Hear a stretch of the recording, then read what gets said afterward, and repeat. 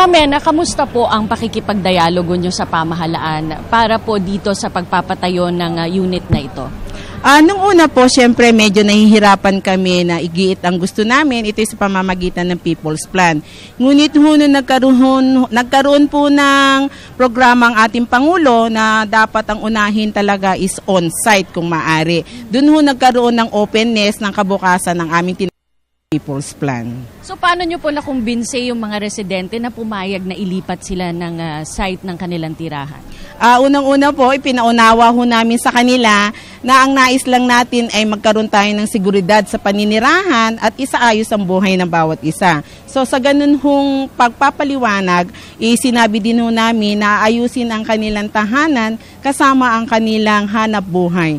Tahanan at hanap buhay ang programa ho namin. Ito pong unit na ito, meron na nga po tayong model unit. Kakaiba po ito, environment friendly. Ano po ang masasabi nyo dito sa kakaibang itatayo na ito para sa inyong mga kababayan?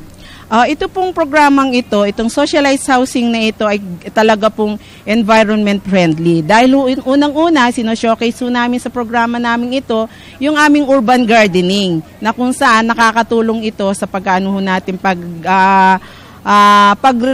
pagre-resolba ng ating climate change at sa kasabay ho nito yung para sa mabawasan ho ang gastusin ng ating pamilya ay nagkaroon na ho kami ng urban paring aming mga gulay, dito na rin ho namin kukunin.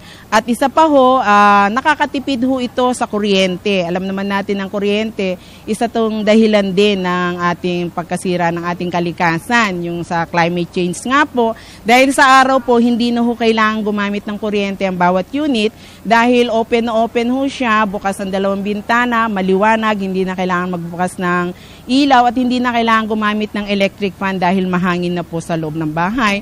At ang pangatlo po, isa pang fini-feature ng pabahay na ito, meron ho kaming rain catch. So ipunan ho ng tubig ulan na kung saan gagamitin ho ito sa paglilinis ng inidoro, pagbubuhos, at pagdidilig din ho ng aming halaman.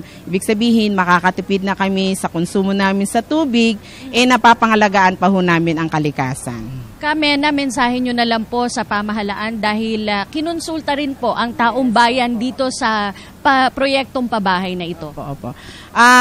Sa atin hong kasalukuyang pamahalaan, malaki po ang aming pasasalamat sapagkat sa pamamagitan ho ng administrasyon ni Aquino, sila po yung nagbukas para sa People's Plan na kung saan dito nakapaloob po ano ang gusto ng tao, sa tao nang gagaling ang ideya, kung paano nila aayusin ang kanilang pamayanan.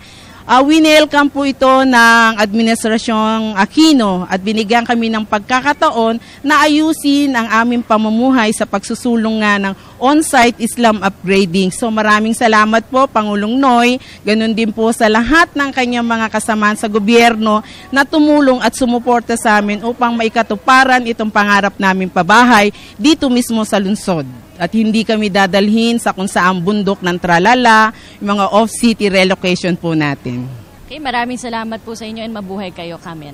Salamat din po at mabuhay po ang pamahalaan ni Pangulong Noy, sampu ni Secretary Robredo na siyang unang-unang tumulong sa amin na pinagpatuloy po ni Secretary Mar at ni Ma'am Dinky. Maraming salamat po at binigyan nyo ng katuparan ang pangarap ng 105 families na magkaroon ng pabahay dito mismo sa loob ng lungsod at hindi dadalhin saang malayong relokasyon. Wala hong na-displace na pamilya kundi inayos ang aming pamumuhay, ang aming tahanan kasama ang aming pangkabuhayan. Salamat Pangulong Noy.